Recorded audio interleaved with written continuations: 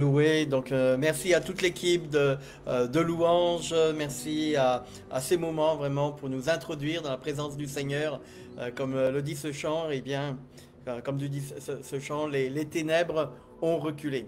Alors voilà, aujourd'hui, donc nous allons en effet parler de l'onction, mais de quelle onction s'agit-il? C'est important pour nous de comprendre ce que Dieu est en train de faire et pour ce faire vraiment de retourner aux fondamentaux. Hein, les fondamentaux, donc on va les trouver notamment au travers de la vie de Jésus dans le ministère qui était également prophétisé donc par le prophète Ésaïe. Et ce sera en quelque part aussi la base de notre message. Alors, je vous invite justement, sans plus attendre, à prendre avec moi donc l'évangile selon Luc et au chapitre 4. C'est un passage que l'on connaît bien. Mais c'est important pour nous d'en cerner vraiment tous les aspects. Ce texte, eh bien bon, on va prendre même les 20, 21, 22 premiers versets. Où il nous est dit ceci: Jésus, rempli d'Esprit Saint, revint du Jourdain. Voilà, c'est le moment où il a été baptisé. Et on peut se poser la question, on le verra tout à l'heure, mais pourquoi Jésus a-t-il dû être baptisé? Hein, on peut se dire, mais nous on le sait, on a une compréhension pour nous. Alors est-ce que c'était un simple exemple ou est-ce qu'il y a une vérité beaucoup plus fondamentale dans le fait que Jésus reçoive le baptême? Il nous est dit, donc il a pris le baptême, verset 2, et donc il revint du Jourdain, fut conduit par l'Esprit dans le désert. Donc il est dit qu'il est rempli du Saint-Esprit, il est conduit dans le désert, où il fut tenté par le diable pendant 40 jours. Voilà, 40 jours. Il ne mangea rien durant ces jours-là. Et quand il fut achevé, il eut faim. Alors, alors le diable qui lui dit, si tu es le Fils de Dieu, dis à cette pierre de devenir du pain. Et Jésus lui répondit, il est écrit, l'homme ne vivra pas de pain seulement. Le diable l'emmena plus haut, lui montra en un instant tous les royaumes du monde, et lui dit, je te donnerai tout ce pouvoir et la gloire de ces royaumes, car elle m'a été remise, et je la donne à qui je veux. Si donc tu te prosternes devant moi, elle sera à toi. Jésus lui répondit, il est écrit, tu adoreras le Seigneur ton Dieu, et à lui seul tu rendras un culte. Le diable le conduisit encore à Jérusalem, le plaça sur le haut du temple et lui dit, si tu es le Fils de Dieu, jette-toi d'ici en bas, car il est écrit, il donnera pour toi des ordres à ses anges, afin qu'ils te gardent, et ils te porteront sur les mains, de peur que ton pied ne heurte une pierre. Jésus lui répondit, il est dit, tu ne tenteras point le Seigneur ton Dieu. Et après avoir achevé de le tenter, le diable s'éloigna de lui jusqu'à une autre occasion. Alors c'est assez fort là, parce que Jésus est tenté par le diable. Alors si Jésus a été tenté par le diable, ne soyons pas surpris nous-mêmes d'être confrontés à la puissance des ténèbres. Si Jésus l'a été, eh bien nous, qui sommes-nous pour dire nous n'allons pas rencontrer quoi que ce soit. Mais regardez bien, dans cette tentation qui en fait survient à 3 niveaux, ce sont les mêmes 3 niveaux que nous découvrons dans le début de la Genèse. On se souvient, Adam, Ève, la tentation arrive et le diable utilise d'une certaine méthodologie pour s'adresser à l'homme, à Ève, et on voit que les tentations, les 3 formes de tentation qu'a confronté Jésus, c'était les mêmes que Adam et Ève ont confronté. Hein. Ce texte nous dit tout d'abord, il eut faim. Et la femme, en regardant le fruit, elle voit que l'arbre est bon à manger, hein, et agréable à la vue. Hein, et c'est ce qui s'est passé. Jésus a eu faim et le diable a tenté sur ce domaine-là. Donc vous voyez, le manger, c'est quelque chose de primaire. On ne va pas enseigner à un bébé de dire, voilà, écoute, tu dois manger. c'est comme un besoin naturel qui s'exprime bien avant la vue. Donc c'est un sens qui se développe dès la naissance. Et même avant, on le sait, dans le ventre de la maman, eh bien, il y a ce goût qui se fait. Donc c'est un des sens primaires, un des besoins vitaux. Mais la parole de Dieu nous dit au travers de Jésus, l'homme ne vivra pas de pain seulement. Ça, c'est un message fondamental. Pourquoi? Parce que nous nous inquiétons toujours depuis le ventre de notre mère. Quand nous sommes nés, aurons-nous le lait au bon moment? Quand nous grandissons, aurons-nous assez d'argent pour nous procurer cette nourriture? Et nous sommes bien souvent toujours inquiets. Et Jésus a confronté cela pour dire, voilà, il est solide.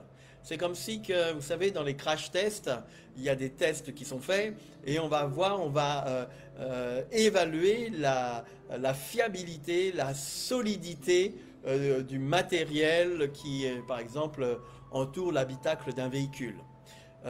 Jésus est notre protection, il est notre bouclier.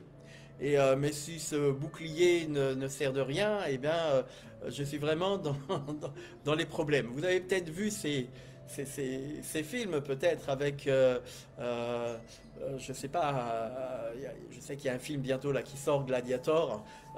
J'imagine qu'il y aura des coups d'épée, il y aura des boucliers, peut-être des boucliers qui vont se briser.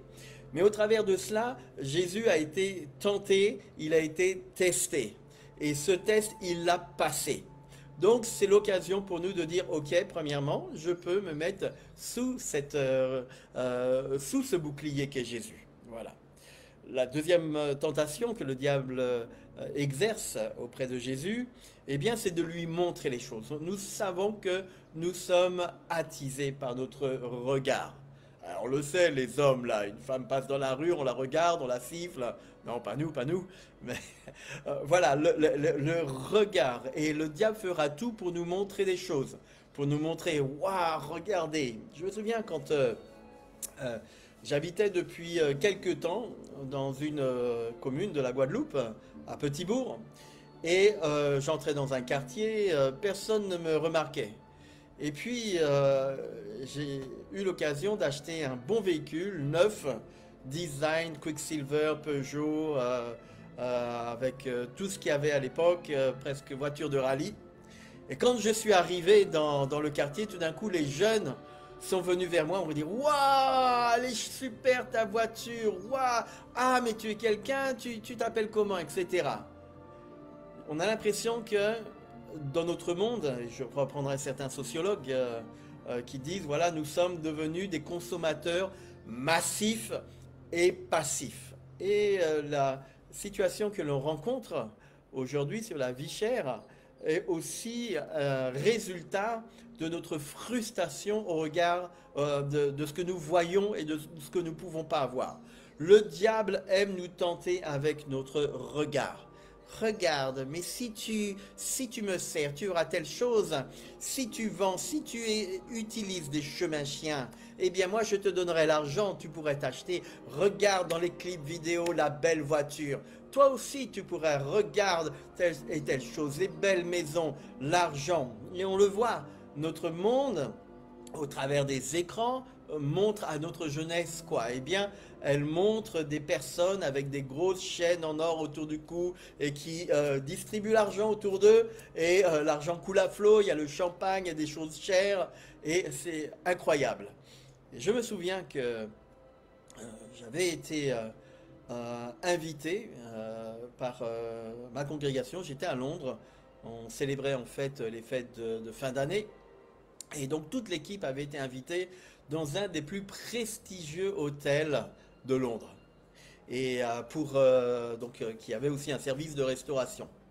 Et je suis là avec un de mes collègues et on voit les limousines avec ces princes arabes s'arrêter devant un palace. On a l'impression que tout est en or, en marbre, merveilleux. Et donc on arrive et avant d'entrer dans la salle de réception, eh bien il y a un bar VIP. Et je dis à mon collègue, bon, qu'est-ce qu'on fait? Là, on attend, on est arrivé un petit peu avant, on est tous jeunes, et on est là, on veut dire, tiens, mais on va prendre deux jus d'orange au bar. Et on commande, On dirait, ok, on voudrait 2 jus d'orange, s'il vous plaît. Bon, il n'était pas de bon ton de prendre de l'alcool, hein. Donc on est là. Et le barman nous dit, voici, ça fera 180 $. On se regarde, on dit, ouais, mais si simplement le jus coûte chacun 90 $, le verre de jus, pourtant c'est que du jus, hein, ici on va chercher des oranges, on presse son jus et puis c'est bon.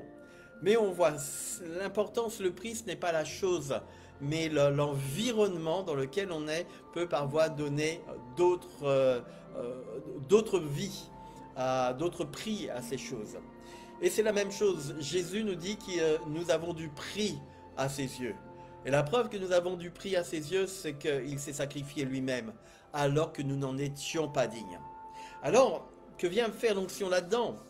Eh bien, nous voyons la tentation, la première tentation, celle du goût, la deuxième tentation, celle de la vue, et la troisième tentation, celle de la philosophie. Laissez-moi vous dire que nous arrivons dans une ère où, avant, au Moyen Âge, Moyen Âge, peu importe, eh bien, les sorcières avaient des chapeaux pointus, avaient des balais, c'était des vieilles personnes moches qui ricanaient, comme on le voit dans certains dessins animés.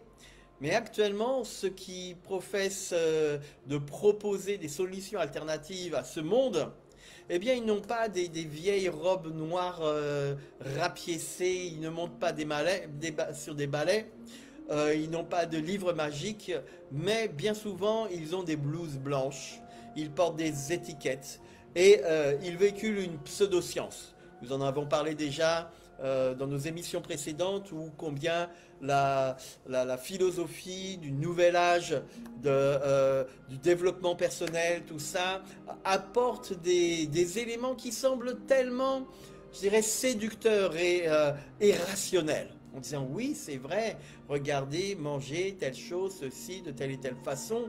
Et lorsque nous explorons la parole de Dieu, nous voyons que ces arguments s'effritent. On l'a vu comment, dans le développement personnel, on fait valoir un esprit de non-rivalité. Ça, on pourrait se dire en tant que chrétien, cela nous correspond. Mais derrière cela, on se dit, mais voilà, la non-rivalité, nous sommes gagnants-gagnants. Certains étaient perdants-perdants, gagnants-perdants. Mais la parole de Dieu nous annonce quelque chose, c'est de renoncer à nos droits. David avait le droit, puisque la place avait été laissée vacante, qu'il s'était en quelque part le roi de l'époque, Saül, a été disqualifié du fait dès le début d'ailleurs, et donc il aurait pu dire, je revendique ce droit d'être roi. Mais il a laissé le temps au temps. Il n'a pas voulu faire valoir son droit. Et bien souvent, nous essayons de faire valoir nos droits, de défendre nos privilèges. Jésus a agi différemment. Et ce texte nous montre que la troisième étape, c'est ce raisonnement, cette séduction intellectuelle qui est portée, le diable lui-même utilisant la parole de Dieu pour appuyer son argumentaire. Alors, nous, est-ce que nous allons nous laisser séduire, sachant que nous étudions actuellement tous les jeudis, d'ailleurs on va en parler, jeudi nous aurons un moment extraordinaire, spécial, dans l'étude de la parole de Dieu, mais nous étudions la première et la deuxième épître de l'apôtre Paul, que l'apôtre Paul adresse à Timothée. Et au regard de cela, c'est intéressant parce que nous voyons que l'apôtre Paul a du discernement. Il sait que dans les derniers temps, qu'est-ce qui a fait penser à Paul que dans les derniers temps, il va se passer telle et telle chose? Déjà, il le voyait. Il parle de l'Asie mineure, la Turquie, qui développait certaines philosophies en relation justement avec les philosophes grecs déjà, mais également avec pas mal d'autres petites choses, pas mal d'autres réflexions, et qui a conduit justement, au XIe siècle, à la séparation entre l'Église d'Occident et l'Église d'Orient. Est-ce qu'ils avaient tort, est-ce qu'ils avaient raison? C'est pas à moi de le dire, mais la parole de Dieu nous montre que nous sommes invités à être sensibles à la voix de Dieu et de ne pas livrer nos pensées justement à toute philosophie aussi subtile et séductrice et intéressante, parce que à certains moments ça a du sens. Lorsque certaines sociétés secrètes évaluent une candidature pour certaines personnes de la société pour entrer dans leur mouvement, eh bien, ils regardent de façon attentionnée. Ils disent, voici, est-ce que la personne, comment se gare-t-elle, comment vit-elle sa vie, comment ferme-t-elle les portes, etc. On pourrait se dire, mais voilà, c'est à tout leur honneur. Mais derrière ça, nous savons que nous n'avons pas à lutter contre la chair et le sang, mais contre des principautés, des dominations qui veulent, au travers de la réflexion, de la méditation et de cette subtile pseudo-science, l'apôtre Paul dira cette sagesse est purement humaine, virgule, démoniaque. Donc nous ne nous laissons pas séduire, comme Adam et Ève se sont laissés séduire, mais permettons justement à Jésus en tant que protecteur, en tant que bouclier, il a été testé, il s'est avéré qu'il a résisté à cela, mais nous voyons une chose, c'est que le diable reviendra toujours à la charge. Donc à nous d'être préparés. Quand dans l'épître qu'il adresse aux Éphésiens, l'apôtre Paul dit « Nous n'avons pas à lutter contre la chair et le sang », avant cela il dit « Revêtez l'armure afin de tenir bon dans les mauvais temps ». Ce n'est pas une fois que les mauvais temps viennent que vous dire « Attendez, attendez, attendez, je dois prendre ma parole de Dieu pour savoir qu'est-ce qu'il a dit. Attendez, attendez, attendez, Satan, attends un peu, Satan, je vais lire la Bible, je vais prier. » Mais il est trop tard, il est important. Jésus nous a dit, il a donné un commandement à ses disciples, allez et faites de toutes les nations des disciples. Il n'a pas dit, allez et faites de toutes les nations des personnes qui vont être auditeurs, bien assis dans une chaise rembourrée à l'église. Il a dit, faites de toutes les nations des disciples. Sommes-nous des auditeurs bien installés dans l'église ou sommes-nous des disciples? Et lorsque nous disons disciples, nous disons également discipline. Et nous devons avoir une discipline dans notre vie personnelle, dans notre vie de prière, dans notre vie de lecture et de méditation de la parole de Dieu. C'est pas simplement non, j'ai lu la parole de Dieu, ok, c'est bon pour aujourd'hui. Mais nous devons méditer cette parole de Dieu. Hier, un de mes collaborateurs et amis, un évangéliste, Augustin Saint-Fort, nous disait, mais regarde un petit peu le travail d'une vache. Le verbe utilisé dans le psaume 1er, heureux celui qui, etc., mais qui passe son temps à méditer la parole de Dieu et qui la médite de jour comme de nuit, je pourrais paraphraser. Et nous voyons que méditer, l'image qui est donnée, c'est le même verbe qui est utilisé pour ruminer. Et une vache, que fait-elle? Donc elle prend, elle va absorber, elle va mâcher, l'herbe ça va passer dans un premier estomac, puis une action va être engagée, ça va ressortir, elle va mâcher à nouveau afin de passer dans son deuxième estomac. Nous ne pouvons pas simplement dire j'ai lu la parole de Dieu, j'ai rien compris, mais pensons à étudier la parole de Dieu, à la méditer. Procurons-nous un cahier dans lequel nous allons noter et noter et noter encore ce qui nous est dit. Comme le disait l'évangéliste Thierry Glova tout à l'heure, faisons comme les Béréens, examinons, scrutons les Écritures afin de savoir que si ce qui est dit, ce qui est annoncé, eh bien, est vraiment de la parole de Dieu. Certains viennent, et c'est déjà le moment, où les gens te disent, tu veux une prophétie du Seigneur, donne 200 €. Et puis là, maintenant, je pourrais te donner. Tu veux une prière particulière, donne 300 €. Tu veux contrecarrer les plans du diable, donne-moi de l'argent et on va élever un autel. Comme dans certaines maisons, on élève un autel. Bon, pour élever un autel et que je le fasse pour toi, ça va coûter telle chose. On est presque revenu à ce que dénonçait Luther, le protestantisme et les mouvements de réforme en disant vous êtes en train de vendre l'évangile, les vendre des indulgences. On se souvient qu'est-ce qu'étaient les indulgences, on disait, mais écoutez, l'intérêt supérieur, c'est celui de l'Église. Alors, si quelqu'un a péché, c'est pas grave. C'est pas grave, tant que tu donnes de l'argent à l'Église, c'est pas grave, tu as péché, donne de l'argent, on priera pour toi et tu seras pardonné.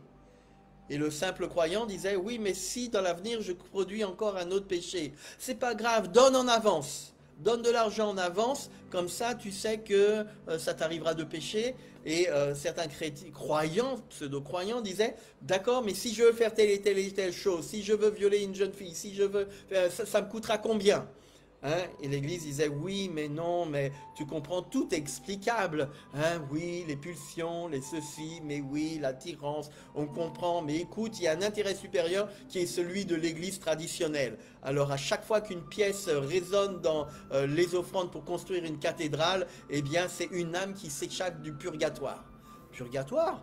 Mais l'apôtre, oui, il était un peu apôtre, hein, le réformateur Martin Luther disait, mais où est-ce que je vois ça dans la parole de Dieu? Cela n'existe pas. Et pour ce faire, pour discerner des choses, j'en viens au thème qui nous intéresse aujourd'hui. Il est important pour nous de comprendre comment fonctionne l'onction. L'onction, ce n'est pas un récipient dans lequel on peut mettre de l'huile, mais nous sommes invités à être des canaux. Et ces canaux doivent être continuellement régénérés par un contact, par un cœur à cœur avec le Seigneur. Il nous est dit dans Luc chapitre 4, la suite du passage qui nous intéressait, au verset 14, « Il retourna en Galilée avec la puissance de l'Esprit, et sa renommée se répandit dans toute la région. » Vous voyez, avant d'être passé par le désert, passé par la tentation, Jésus était rempli du Saint-Esprit. Et là, le texte nous dit qu'il est revêtu de la puissance d'en haut. Et là, tout d'un coup, qu'est-ce qui se passe? Il enseigne maintenant, il enseignait dans les synagogues et il était glorifié par tous. Et il se rendit à Nazareth. Alors faisons un petit voyage dans le passé et imaginons-nous à la place de ces Juifs au temps de Jésus. Alors j'aimerais relever deux choses. D'abord sur Jésus. Le texte nous enseigne que Jésus avait l'habitude d'aller à la synagogue le jour du sabbat. Et jusqu'à présent, il était resté dans l'ombre sans manifester qui il était. Et pourtant, il était parfait, sans péché, conçu du Saint-Esprit. Il aurait pu montrer bien avant qui il était et ce dont il était capable. Il aurait pu préparer le terrain d'acceptation pour qui il est. Et que le temps voulu, on l'aurait reconnu. Il aurait été reconnu par tous. Mais il ne l'a pas fait. En fait, il devait attendre d'être revêtu de la puissance d'en haut en vue de son ministère. Et nous aussi, c'est important. Juste après son baptême, Jésus est tenté. Il commence son ministère, prêche le royaume, chasse des démons, enseigne avec autorité. Ce qui étonne parce qu'il n'a pas reçu d'éducation en ce sens. Et là, tout d'un coup, il retourne à Nazareth, son milieu d'origine, là même où il a passé son enfance, là où même est son nombril en quelque part. Ça, il y a une vieille expression chez nous en Guadeloupe, je ne sais pas s'il y a la même en Martinique. On dit, mais nombril moins, c'est Basse-Terre. Pourquoi? Parce qu'à certains moments, quand un enfant naissait, on enterrait, il y avait toute une pratique un peu mystique, on enterrait le nombril quelque part. Donc là où tu es né, etc., il y avait toutes certaines choses, d'où certaines expressions populaires. Hein, ton nombril, là où tu es né, là où peut-être il est enterré, on ne sait pas les pratiques qui peuvent se faire hein, dans nos régions, c'est tel endroit. Et donc là, il revient dans cette synagogue. Tout se passe dans la tradition. Il fait lecture notamment du livre d'Ésaïe. Et voilà une chose aussi que nous allons mentionner, mais avant, lisons ce texte. Il nous dit, verset 16, il se rendit à Nazareth, où il avait été élevé. Il entra, selon la coutume, dans la synagogue le jour du Shabbat. Il se leva pour faire la lecture. On lui remit le livre du prophète Ésaïe. Il ouvrit le livre et trouva le passage où il est écrit « L'Esprit du Seigneur est sur moi, parce qu'il m'a oint pour guérir ceux qui ont le cœur brisé, pour annoncer la bonne nouvelle aux pauvres. Il m'a envoyé pour proclamer aux captifs la délivrance et aux aveugles le recouvrement de la vue, pour renvoyer libres les opprimés et pour proclamer une année de la grâce du Seigneur. » Puis, il roula le livre, le rendit au serviteur et s'assit. Les yeux de tous dans la synagogue étaient fixés sur lui. Alors il se mit à leur dire, « Aujourd'hui, cette parole de l'Écriture que vous venez d'entendre est accomplie. » Mais tous lui rendaient témoignage et tous lui rendaient témoignage, admiraient les paroles de grâce qui sortaient de sa bouche et disaient « Mais n'est-il pas le fils de Joseph ?» Jésus lui dit « Certainement vous me citerez ce proverbe, médecin, guéris-toi toi-même. Tout ce qui s'est produit à Capernaum et que nous avons appris, fais-le ici dans ta patrie. » Il leur dit encore, en vérité, je vous le dis, aucun prophète n'est bien reçu dans sa patrie. C'est la vérité que je vous dis. Il y avait beaucoup de veuves en Israël au jour d'Élie, mais lorsque le ciel fut fermé 3 ans et 6 mois, et qu'il y eut une grande famille sur tout le pays, et cependant Élie ne fut envoyé vers aucune d'elles, si ce n'est vers une femme veuve de Sarepta, dans le pays de Sidon. Il y avait aussi beaucoup de lépreux en Israël au temps du prophète Élisée. Et cependant, aucun d'eux ne fut purifié, si ce n'est Naaman le Syrien. Ils furent tous remplis de fureur dans la synagogue. Et lorsqu'ils entendirent cela, ils se levèrent, le poussèrent hors de la ville et menèrent jusqu'à un escarpement de la montagne sur laquelle leur ville était bâtie afin de le précipiter en bas, mais lui, passant au milieu d'eux, s'en alla.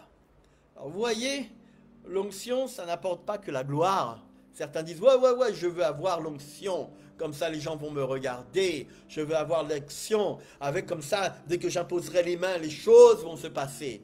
Mais l'onction produit aussi une opposition. L'onction produit une opposition. Maintenant, avant d'aller plus loin, parlons un petit peu des Israélites et de la parole de Dieu. Les Israélites connaissent la parole de Dieu. Ils l'apprenaient, ils la méditaient dès leur jeune âge, ils en sont imprégnés. Et Jésus va prendre un passage de la parole de Dieu dans le livre du prophète Ésaïe. Et le livre d'Ésaïe est composé d'une certaine façon afin que nous avons notamment 4 grands chants qui sont présentés. Hein, le chapitre 42, verset 1er, où le serviteur dont il est question est d'abord un pédagogue. Puis un peu plus loin, chapitre 49, verset 1er, le serviteur, dans ce chant du serviteur, il est vu comme rédempteur. Au chapitre 50, verset 4 et suivant, c'est le disciple. Et puis au chapitre 52, verset 13, prophétie, hein, le serviteur, le Mashiach, celui qui va venir, eh bien il est souffrant. Donc le peuple juif avait, les personnes qui écoutent la parole de Dieu, avaient tout cela à l'esprit. Et puis, tout d'un coup, Jésus arrive, il prend ce chapitre 61 du livre d'Ésaïe, qui est très semblable à tous les autres chants du serviteur, et qui présente une forme quelque peu novatrice ici. Toutes les promesses contenues dans ce texte s'accompliront lorsque le Messie sera là. Et au-delà de son époque, qu'est-ce que cela nous enseigne? Alors, c'est un passage qui parle du salut par grâce, offert pour qu'on le vive, pour que moi, je puisse le vivre, pour que vous puissiez le vivre, pour que nous puissions le vivre ensemble. En effet, la grâce n'est pas seulement un moment, une décision que l'on prend à la conversion. Souvent, c'est dit, voilà, accepte Jésus-Christ comme Seigneur et Sauveur. Alléluia, tu es sauvé, tu iras au ciel. La grâce n'est pas seulement une expérience après laquelle rien ne se passe. Voilà, tu es sauvé, c'est bon. Assieds-toi là dans l'église, écoute la prédication, prie, lis ta parole de Dieu, dis Amen et paye ta dîme. La grâce, c'est une vie de tous les jours. C'est celle que Dieu nous propose de vivre. Alors reprenons un petit peu ce texte d'Ésaïe 61. Ce texte d'Ésaïe 61, verset 1er, nous dit « L'Esprit du Seigneur, l'Éternel, est sur moi, car l'Éternel m'a donné l'onction. » Et c'est une onction sans mesure. « Il m'a envoyé porter de bonnes nouvelles à ceux qui étaient humiliés, pour panser ceux qui ont le cœur brisé. » Il est dit pour proclamer aux captifs la libération et aux prisonniers leur élargissement, pour proclamer une année favorable de la part du Seigneur. Mais le verset ne s'arrête pas là. Et on peut se poser la question, pourquoi Jésus n'a pris que la moitié du verset? Parce que ce verset nous dit « Et un jour de vengeance de notre Dieu pour consoler tous ceux qui sont dans le deuil, pour raccorder à ceux qui sont dans Sion, ceux qui sont dans le deuil, pour leur donner la splendeur au lieu de la cendre, une huile de joie au lieu du deuil, un vêtement de louange au lieu d'un esprit abattu, afin qu'on les appelle térébintes de la justice, plantation de l'Éternel, pour servir à sa splendeur. Voyez, c'est intéressant que Jésus aussi procède par étapes. J'imagine que beaucoup d'entre vous, ça fait peut-être des années que vous lisez ce texte, mais peut-être que vous n'êtes pas rendu compte que Jésus ne prend qu'une partie du verset. Que la partie où il est dit, voici, je viens pour apporter le jour de vengeance de notre Dieu, de jugement, tout d'un coup, ça, Jésus passe là-dessus, parce qu'avant tout, il a une bonne nouvelle. Donc il passe sur cette deuxième parole. On aurait presque pu lui reprocher, écoute, tu ne dis pas toute la parole, parce qu'il faut reprendre les gens quand même, regarde toutes les hérésies qu'il y a, toutes les déviances, quand même, il faut les dénoncer, les exposer, comme dit la parole de Dieu. Écoute Jésus, tu fais pas ton taf. Non, Jésus sait ce qu'il fait. Il dit chaque chose en son temps. Ce texte est particulièrement intéressant, parce qu'en effet, il nous dit qu'il porte, que l'Éternel a donné à Jésus l'onction pour faire toutes ces choses. L'onction n'est pas donnée pour soi-même. L'onction, elle est donnée pour l'utilité commune. Parfois, certains d'entre nous, nous souhaitons avoir l'esprit de prophétie. Nous souhaitons avoir le don de prophétie. Nous souhaitons avoir l'onction pour avoir la prophétie. Mais laisse-moi te dire une chose, c'est que la prophétie ne sert pas à fouiller dans la vie des gens. Certains disent, ah, regarde, j'aimerais bien avoir l'esprit de prophétie, comme ça je dirais aux gens telle et telle chose, ha ha ha. Ou savoir, ah, Dieu m'a révélé des choses sur toi. L'esprit de prophétie ne fonctionne pas comme ça. Comment fonctionne l'esprit de prophétie? Tu veux recevoir l'esprit de prophétie? Tu veux recevoir le don de prophétie? Aime ton prochain. Manifeste de la compassion.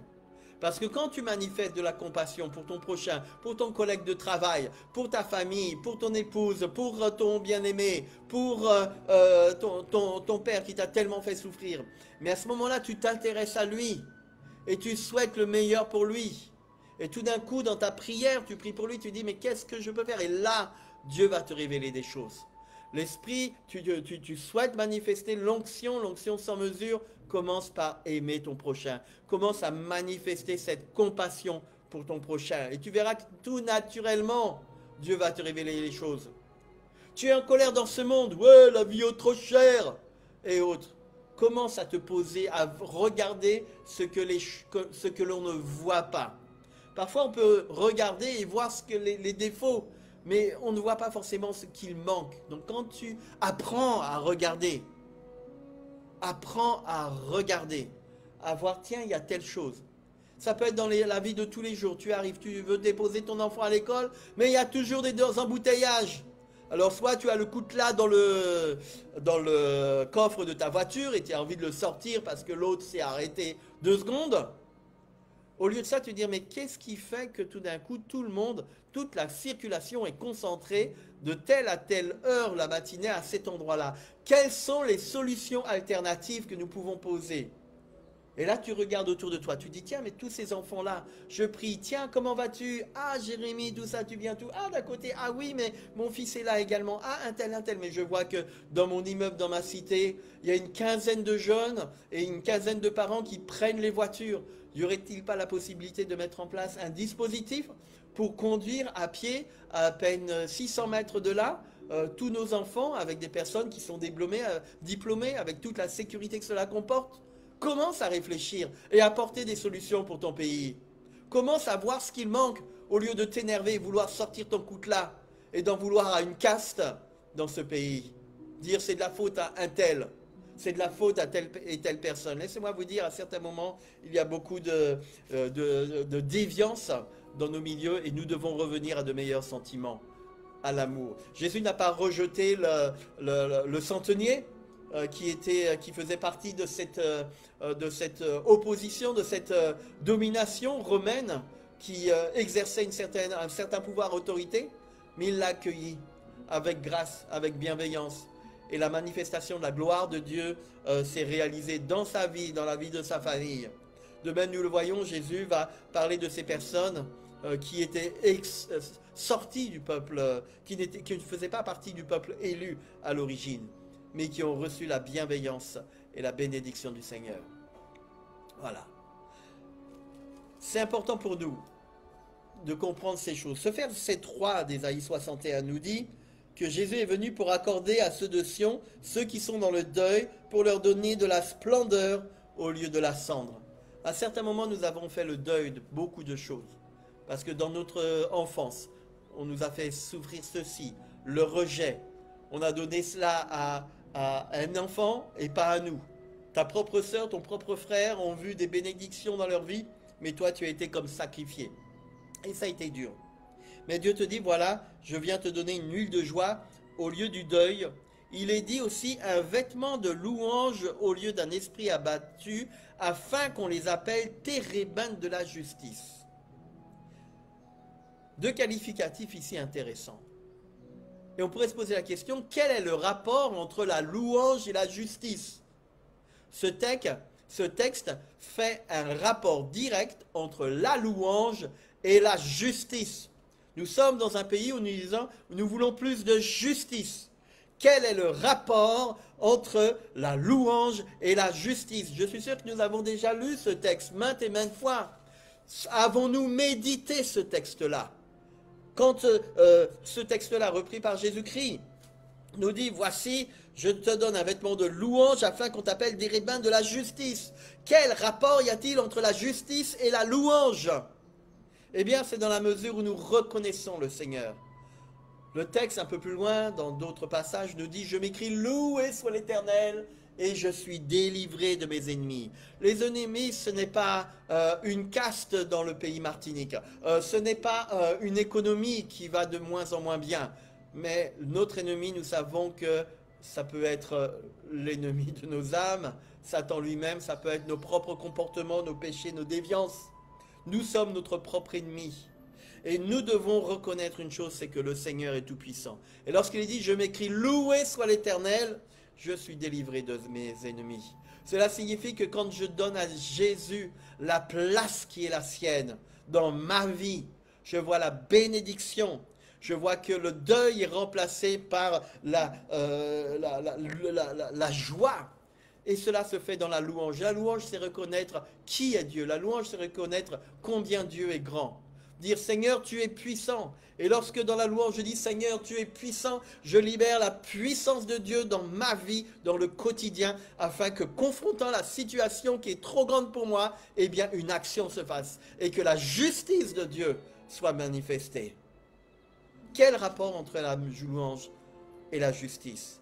Eh bien, c'est dans la mesure où nous reconnaissons le Seigneur, qu'il agit. Nous adorons Dieu pour ce qu'il fait, pour ce qu'il est. Nous avons pour lui de la reconnaissance. Et nous sommes en lui. Je suis dans ses voies, je suis dans sa justice, et comme un juste juge, il va me faire justice.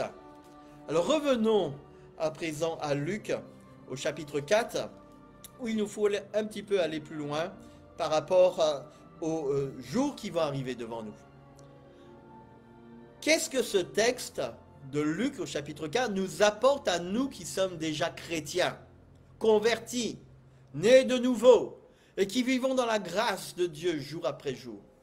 Et concernant Jésus-Christ, il est venu certes pour ôter le péché du monde en mourant sur la croix, mais il est également venu pour nous montrer une vie de sainteté et une vie de puissance. Lorsque Jésus marchait sur les eaux, ce n'était pas les eaux qui soutenaient Jésus, mais c'était Jésus, le Fils de l'homme, qui disait « Voici comment lorsqu'un homme qui est rempli de l'onction du Seigneur marche Jésus ». En fait, ce n'était pas les eaux qui soutenaient Jésus, c'était Jésus qui soutenait les eaux. Et non seulement il soutenait les eaux, mais il soutient également tout l'univers par sa parole. Et si c'est par sa parole que toutes choses sont soutenues, eh bien, laissez-moi vous dire que la parole de Dieu dans votre bouche a autant de poids que la parole de Dieu dans la bouche de Dieu. Jésus a dû recevoir l'onction. Lui qui était sans péché, sans tache, qui n'avait pas à se convertir, à combien plus forte raison, nous qui étions pécheurs, même convertis, avons-nous besoin de cette onction pour le service? Ce n'est pas une option, Ce n'est pas un plus dans notre vie chrétienne. Nous avons besoin de la grâce du Seigneur. Nous sommes sauvés pour servir. Et non seulement nous recevons cette parole, mais nous sommes amenés aussi à la proclamer et à faire de toutes les nations des disciples. Un peu plus loin, au verset 18 et 19, il nous est dit « L'Esprit du Seigneur est sur moi, parce qu'il m'a oint pour guérir ceux qui ont les cœurs brisés, pour annoncer la bonne nouvelle aux pauvres. Il m'a envoyé pour proclamer aux captifs la délivrance et aux aveugles le recouvrement de la vue, et pour envoyer libres les opprimés, pour proclamer une année de grâce du Seigneur. » Laissez-moi vous dire que je témoignais de cela hier. Comment j'ai pu apprendre à parler anglais? Eh bien, je ne connaissais pas un mot anglais. Ma meilleure note à l'école a été 4 sur 20 en anglais. Au point où mon professeur d'anglais me disait « Écoutez, Monsieur Deville, vous ne serez jamais capable d'aligner 2 mots d'anglais l'un après l'autre. » Et puis, les circonstances a fait, de la famille en Angleterre, je me rends en Angleterre. Je dis, mais j'essaye de me débrouiller, je ne sais pas parler anglais. J'ai même des traducteurs pour prêcher. Je prêchais en français, j'avais un traducteur qui traduisait en anglais mes prédications lorsque j'étais dans une grande église à Londres. Et puis tout d'un coup, une chose se passe. C'est que on fait de l'évangélisation, je vais dans un endroit, et qu'est-ce qui se passe? La personne prêche, j'écoute, là, je comprends l'anglais, mais je ne suis pas capable de parler. Et puis une personne me voit, l'un des leaders me voit, on est en train de faire de l'évangélisation en plein air, et puis il me passe le micro. Et je suis là devant le micro, je dis, mais qu'est-ce qui se passe là? Et tout d'un coup, je commence à ouvrir ma bouche, je dis, Seigneur, viens à mon secours, et je m'aperçois tout d'un coup que je suis en train de prêcher en anglais. Même chose également lors d'une prédication, peu de temps après, je vais là, j'ai mon traducteur, je prêche en français, on me traduit en anglais, et tout d'un coup, je vois toute l'assemblée en train d'éclater de rire. Et je dis, mais qu'est-ce qui se passe? Pourquoi ils se mettent à rire? Et tout d'un coup, je me suis rendu compte que j'avais complètement changé de langage, que j'étais en train de prêcher la parole de Dieu en anglais à un peuple anglophone. Et que mon traducteur, en fait, s'était amusé donc à traduire à ce moment-là en français. Je crois que c'est ça l'onction du Seigneur. C'est-à-dire qu'à partir du moment où tu commences à te lever, tu commences à agir, à aimer ton prochain, tu n'as pas besoin de dire « Qu'est-ce que je vais faire pour délivrer quelqu'un ?» Agis avec ton cœur et le Saint-Esprit va déverser en toi. Commence à marcher, ouvre ta bouche et je la remplirai, nous dit le Seigneur. Et tout cela, nous le réaliserons avec efficacité si nous laissons l'onction de Dieu, l'onction de grâce, agir en nous. Il n'est pas question d'aller chercher l'onction du Seigneur, mais de manifester la compassion, l'amour de Dieu, et l'onction va venir. Croyez-vous que cette parole est pour vous aujourd'hui, ou est-ce qu'elle est pour plus tard? Dans un mois, nous serons en vacances pour la période de Noël, fin d'année, etc. Et nous serons peut-être pas dans notre église, ou nous serons peut-être ailleurs, nous allons peut-être voyager, nous allons vers d'autres horizons, nous serons à nos études, nous serons en famille, avec des personnes qui ne connaissent pas le Seigneur.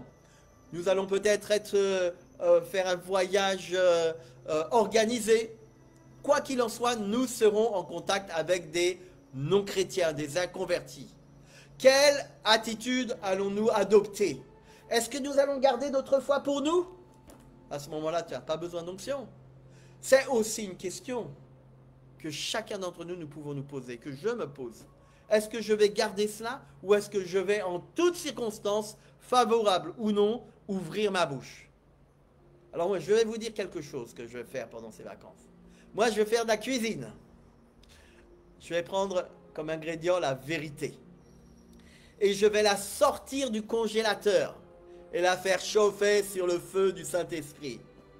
Alors, mais moi, je vais vous donner un bon conseil. Vous avez la vérité. Je vais vous donner un bon conseil. Si vous aussi voulez faire de la cuisine, si vous servez la vérité alors qu'elle sort du congélateur et que vous mettez par exemple un steak tout congelé dans l'assiette de votre enfant, L'enfant va vous regarder, mais qu'est-ce que tu me sers là? Ça, c'est une petite histoire, hein. Petite histoire qu'on racontait, comme ça, un père de famille qui était pris à faire pas mal de tâches, passer l'aspirateur, la serpillière, nettoyer tout ça. Et les enfants, mais papa j'ai faim, oui attends je fais ça, j'éboule ça, mais papa j'ai faim, oui attends j'étends le linge et j'arrive, mais papa j'ai faim. Et le père était tellement fatigué qu'il a pris un steak, il a ouvert le congélateur, il a pris un steak congelé, il l'a déposé dans l'assiette de l'enfant et il dit voilà. Et l'enfant a regardé son papa, mais qu'est-ce que tu me sers là? C'est immangeable. Et vous comprenez une chose là maintenant, c'est que ce steak congelé, ça peut être la vérité. Et certains détiennent de la vérité comme ils détiennent un steak congelé. Mais si tu te sers ça comme ça, blim, dans une assiette, c'est immangeable. Il faut le mettre sur le feu du Saint-Esprit. Et je crois que la semaine prochaine, nous aurons une prédication sur le feu du réveil. Nous pouvons détenir la vérité, mais elle est insipide, cette vérité, si elle n'est pas mise sur le feu du Saint-Esprit, avec quelques épices, quelques oignons pays, un petit peu de piment doux, et puis bien assaisonné, et on fait de bons barbecues. C'est ça, la vérité. La vérité, ce n'est pas quelque chose qui sort du congélateur que tu sers comme ça. Mais la vérité est quelque chose qui doit être mis sur le feu du Saint-Esprit. Donc en conclusion, je dirais, vous pouvez recevoir l'onction. Vous attendiez peut-être à une autre type de prédication en ayant pour titre l'onction sans mesure. Lorsque je vous donnerai des étapes que vous devez faire des choses. Aimez votre prochain. Ayez de l'amour pour votre prochain. Celui qui est perdu. La compassion pour les âmes perdues. Et à ce moment-là, l'onction viendra tout naturellement. Calvin disait, bon, tout ça c'est dépassé. Plus besoin de prophètes, plus besoin d'évangélistes, disait-il. Peut-être nous reste-t-il encore quelque chose de cette doctrine. Mais Jésus-Christ a envoyé son Saint-Esprit et la chose est accomplie. C'est lorsqu'on commence à croire que Dieu peut agir au travers de nous qu'il le fait.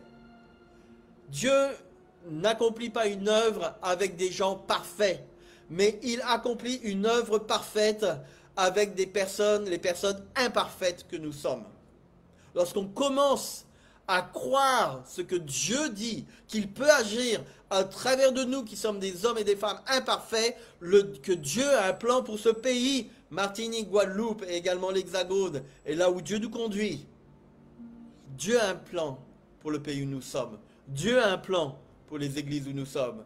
Et nous trouvons étonnant que des hommes religieux ont refusé la grâce de Dieu. Comme ici dans ce texte, ce sont des personnes qui connaissaient la parole de Dieu qui l'ont refusée. C'est le temps de se mettre à l'écoute de Dieu. Et quoi qu'il arrive, d'une façon ou d'une autre, avec ou sans moi, avec ou sans vous, son plan s'accomplira dans ces temps qui sont les derniers. Nous devons nous adapter à cette question. Il est important pour nous. Qu'est-ce que nous allons faire? Moi, je vais prendre la vérité, je vais la sortir du congélateur, je vais la faire chauffer sur le feu du Saint-Esprit. Et je vous donne un bon conseil.